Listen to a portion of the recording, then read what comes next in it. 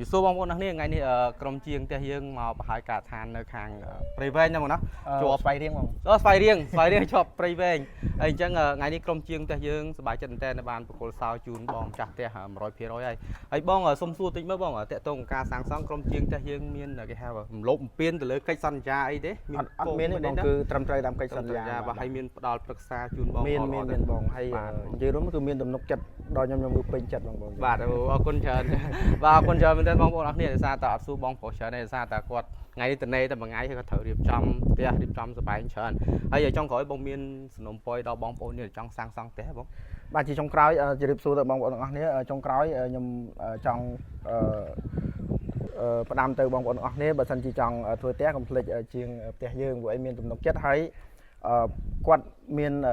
គេហៅថាសេវាទាន់ចិត្តពេលដែលបងចង់តំណាក់តំណងទៅគាត់គឺគាត់ឆ្លើយតបភ្លាមមិនឲ្យបងប្អូនខកអំណងទេអញ្ចឹងណាបាទប៉ុណ្ណឹងអរគុណច្រើនបងអរគុណច្រើនបងហេងសំថ្មីបងអរគុណច្រើនបងអរគុណច្រើនបងប្អូនទាំងអស់គ្នាអរគុណច្រើនបាទអរគុណច្រើនបង